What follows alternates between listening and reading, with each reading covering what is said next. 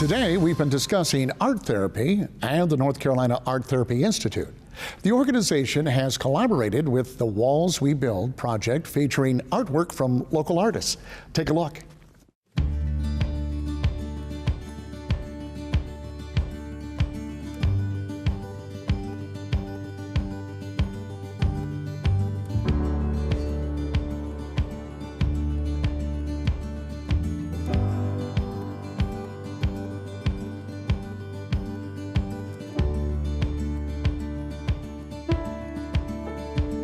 So I work in 3 areas. I work with the Exceptional Children's Art Therapy Program. So we go into the public schools and push into the self-contained classrooms and do art therapy groups with them. I also work with refugees and immigrants in the public schools as well on an individual basis, and then I see private clients at our office. And the clients range from a variety of diagnoses and things that they're working on.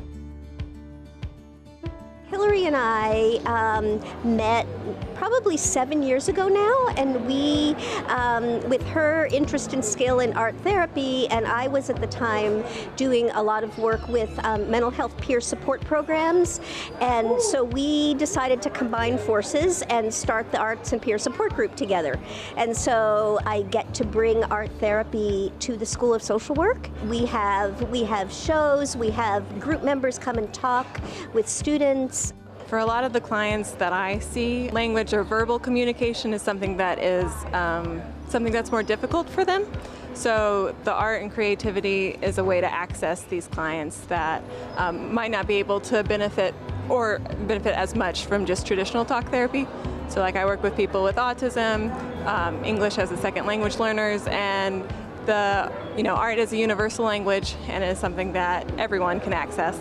Working with adults with severe mental illness, that's a very stigmatized group of people who are often viewed as damaged, as sick, and sadly people come to view themselves that way. And one of the things that I love about working in the arts is that people get to experience their identities as artists,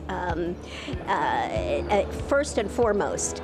And that doesn't mean that we don't ever talk about mental health things, but it's such a healing identity for people, and I think that's my link to it. That's what I love about working in the arts.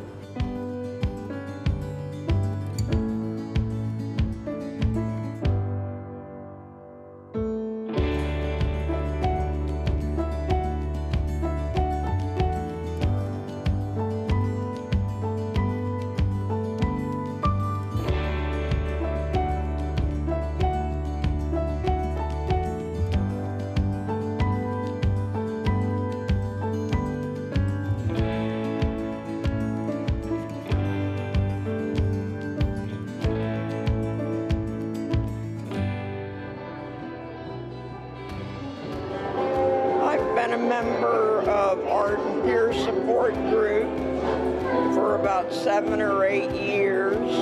It's enabled me to spend time with other artists and pushed me creatively. Creativity in my life has saved me from mental illness.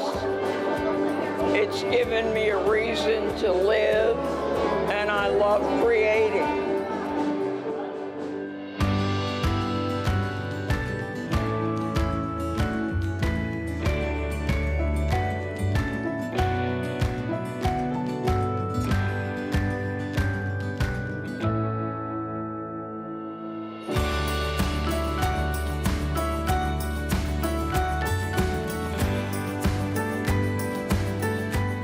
The arts is such a, just like an inherently healing process.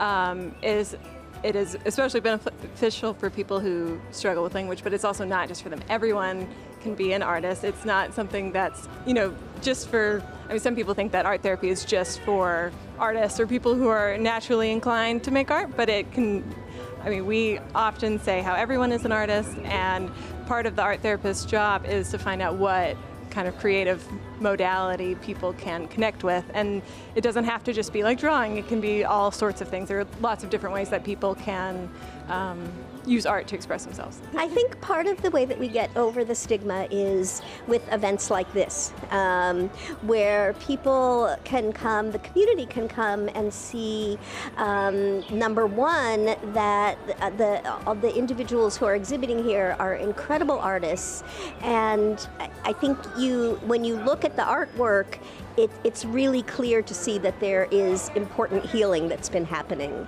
I'd say the most rewarding thing for me is being able to see people make a transformation, being able to take something that is very difficult to process, something that they've been holding on to for a long time, and being able to work through it, through the art, through our relationship, being able to help people feel more comfortable, and helping people feel the sense of mastery. Like, I've learned this new thing and I've been able to express it, and yeah, I mean, there's a lot. It's difficult to pinpoint one thing because it's such an enriching relationship and modality.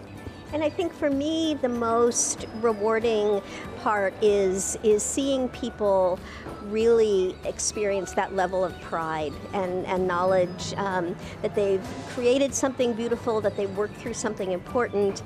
And also from my work as a professor, one of the rewards to me is watching my students change their perceptions and their assumptions about people with disabilities, and in that way I feel like we're really affecting the next generation of clinicians, and that's a fantastic thing.